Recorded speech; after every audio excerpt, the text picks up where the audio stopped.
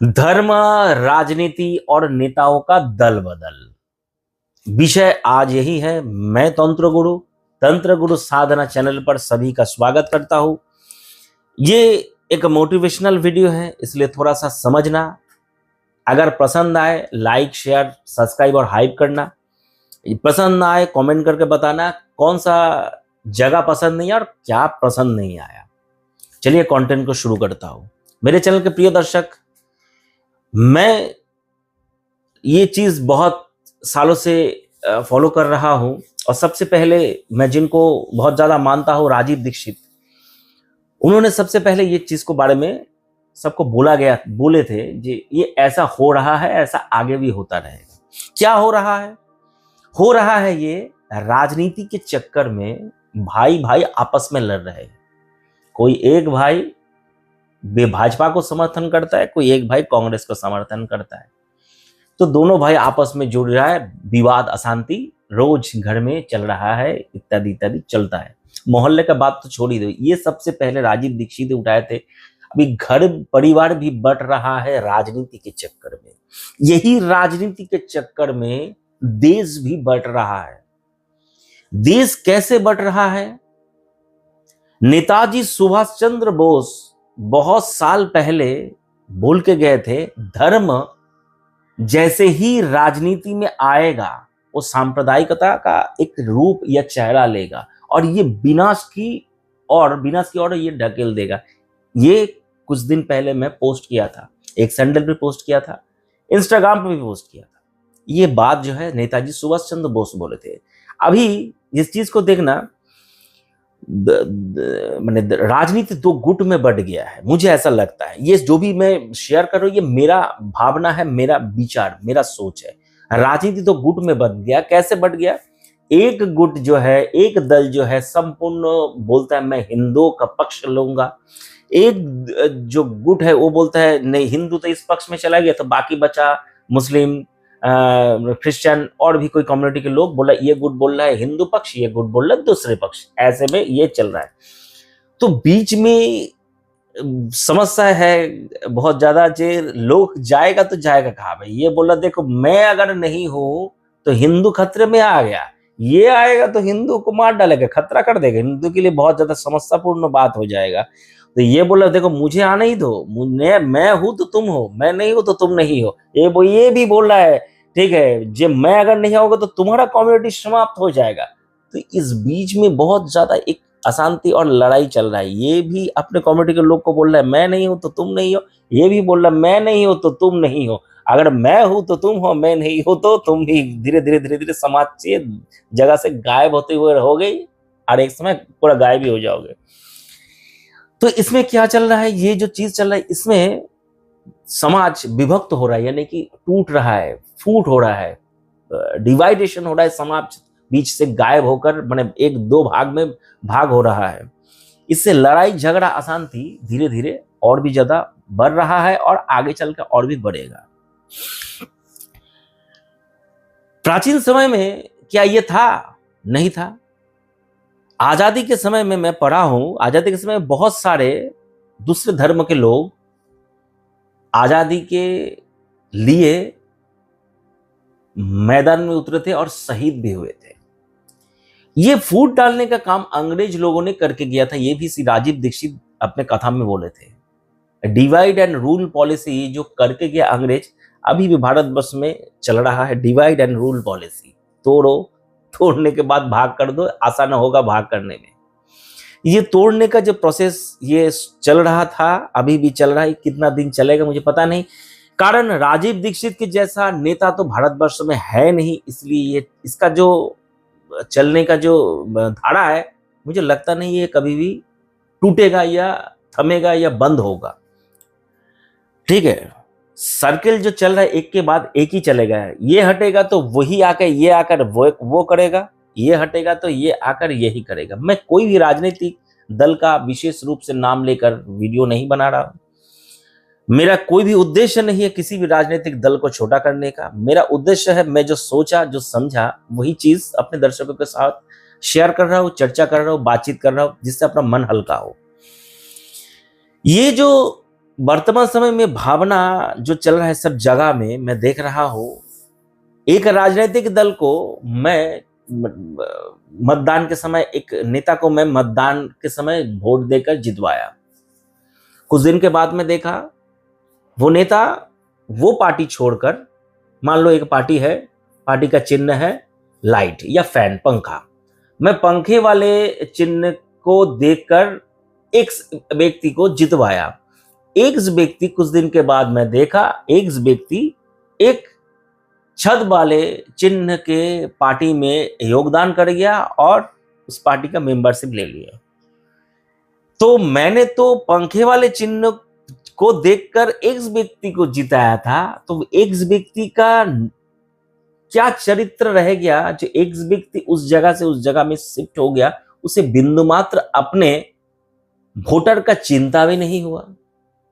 Vote देने के लिए समय नेता लोग हाथ जोड़कर, सिर झुकाकर, इंसान के घर में आकर रोटी कर देते हैं, जगह साफ कर देते हैं, लाइट लगा देते, क्या क्या करते हैं।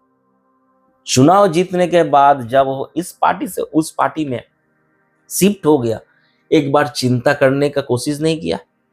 मेरे पीछे जो इतने सारे वोटर मुझे जिताया, उस पंखे वाले साइन को देखकर, तो पंखे वाले साइन से तुम हटकर इधर जाओगे तो तुम्हारा क्या औकात रहता है, तुम्हारा क्या चरित्र रहता है। एक इंसान को एक जगह पर खड़ा रहना चाहिए, एक वाक्य के ऊपर खड़ा रहना चाहिए, एक शपथ के ऊपर खड़ा रहना चाहिए। ये शपथ वाक्य को लेकर पाठ तो करते हैं, शपथ का शब्द भी नहीं समझते शायद। शपथ वाक्य को लेकर पाठ करने के बाद भी उस पार्टी को छोड़ के इस पार्टी में जा रहा है, और जाने के बाद अजीबो गरीब लगता है ये चीज, तुरंत उस पार्टी को गाली गलौज भी करता है। चैनल के दर्शक, सोचना इस विषय को जो कितना गंभीर होते हुए जा रहा है भारत का राजनीति। दीर्घों लंबे समय तक मैं जिस राजनीतिक दल में था, जिस राजनीतिक दल में मैं खाया पिया बैठा मिला जुला आनंद किया, 10 साल 15 साल 20 साल, अचानक कुछ राजनीतिक दल को मैं छोड़कर दूसरा राजनीतिक दल में गया, और उसके बाद में शुरू हुआ मेरा गाली गलौज, अलग अलग टिप्पणी, ये खराब था, वो खराब था, ये था चोर, वो था डाकात, वो था डाकू, ये था लुटेरा, ये सब इत्यादि इत्यादि शुरू हुआ। मेरा क्या परिस्थिति, क्या स्वभाव, यानी कि इतने दिन तक वो दल अच्छा था, जैसे ही मैं उस दल से निकला वो बन गया चोर, बन गया डाकू, बन गया लुटेरा, वो बन गए ये वो अलग अलग टाइप का वो सब कुछ बन गया। इतने दिन से वो बना नहीं, आज ही बना जैसे ही मैं छोड़ा। इंसान का चरित्र बहुत डेंजर परिस्थिति में जा रहा है। इसी चरित्र को देखते हुए भी ये बाबा लोग भी इस टाइप के ही चीज को चलाते हैं और इस टाइप का ही शब्द बोलते हैं।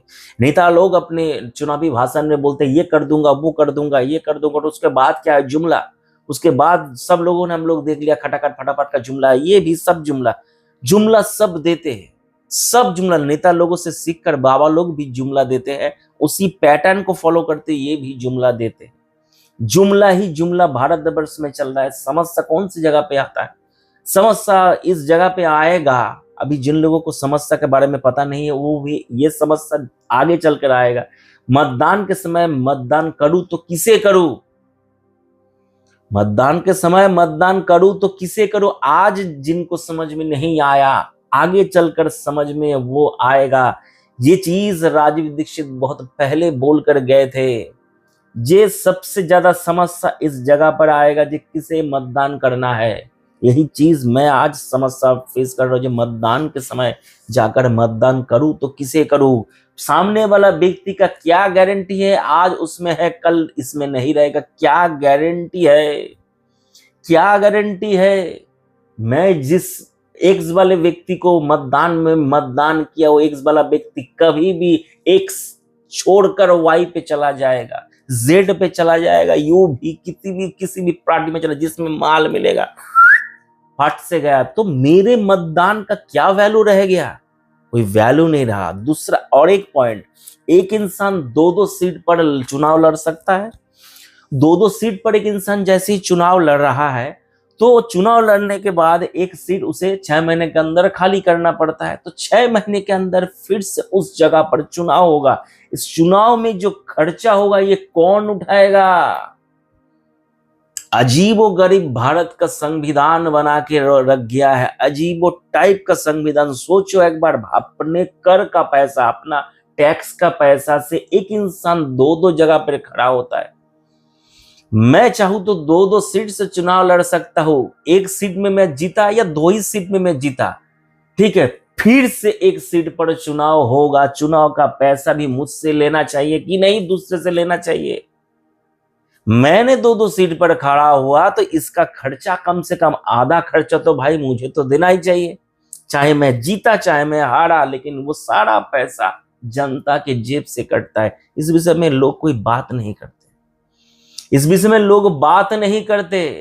यही सबसे बड़ा, इसी चीज को मन में बहुत ज्यादा असुविधा होता है, बंगला में बहुत ज्यादा उलट पलट होता है। इसलिए मैं एक वीडियो बनाकर लोगों को समझाया, जे आगे चल के सबके सामने एक बहुत बड़ा विडंबना होने वाला है।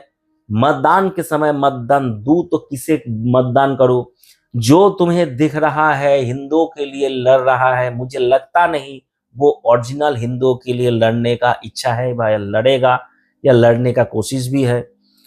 कि ये भी राजीव दीक्षित बहुत पहले बता के गए थे, शायद इसलिए उनको बहुत जल्दी हटाया गया रास्ते से, और उनको हटाने के बाद उनका मृत्यु आज तक रहस्य ही बन के रह गया है। मेरा भाषा, मेरा जो भी मैं शब्द बोला, जो भी विश्लेषण मैं किया, ये मेरा अपना सोच है, मैं ऐसा सोचा इसलिए सबको ये शेयर किया। यदि मेरा सोच से कोई व्यक्ति सहमत है जरूर कमेंट करके बताएं, असहमति है तब भी कमेंट करके बताएं। वर्तमान समय में हिंदू जो सनातन धर्म के प्रेमी लोग, जो सनातन धर्म से जुड़े हुए हैं, उन लोगों को ज्यादा समस्या है। कारण यदि कोई दिल से सोचेगा, दिमाग से सोचेगा, अंधभक्त ना होकर सोचेगा, तो उसे सामने का जो पथ, जो वे है, वो ब्लैक दिखाई देगा। जाऊं तो कहां जाऊं ये दिखाई देगा। इतने दिन से जो पर्दा अपने आंखों के सामने था, वो पर्दा ऑटोमेटिक हट जाएगा अगर वो व्यक्ति थोड़ा अपना दिमाग, अपना सोच, अपना नजरिया को थोड़ा बदले, तो उसके आंखों के सामने का जो पर्दा है वो हट जाएगा। जैसे मैं यहां से 6 देख रहा हूं, सामने वाला 9 देख रहा है, मैं भी सही हूं, वो भी सही है। गलत क्या है? गलत नजरिया है। मैं जिस साइड से देख रहा हूं वो 6, वो जिस साइड से देख रहा है वो 9, दोनों ही सही है। नजरिया बदल जाएगा अगर अंधभक्ति को छोड़कर थोड़ा सा क्लियर तरीके से देखना चाहते हो तो नजरिया को इधर उधर घुमाओ, इधर उधर घुमाओ, ताकि नजरिया बदले और अपना सोच, अपना दिमाग खुले, ताकि आगे चलकर पता नहीं भारतवर्ष का जो स्ट्रक्चर है वो कैसे काम करेगा, कैसे चलेगा। सब कुछ ही गलत है। अभी सुन रहा हूँ कितने पार्लियामेंट का मेंबर है, मेंबर भी और भी बढ़ेगा। इस विषय में मेरा भी सोच है, लेकिन बहुत सारा सोच होने के बाद भी, बहुत सारा कुछ बोलना चाहने के बाद भी नहीं बोल सकता, कारण समझ सकते हो सब लोग, ठीक है ना। तो यही चीज, अगर किसी को इस विषय में और भी ज्यादा बातचीत करना है तो कमेंट करना, फिर लाइव वीडियो में आकर इस विषय में बातचीत करेंगे। और नहीं तो यहीं पर इस वीडियो को समाप्त करता हूँ, टॉपिक को भी यहीं पर समाप्त करता हूँ। हरिओम तत्सत।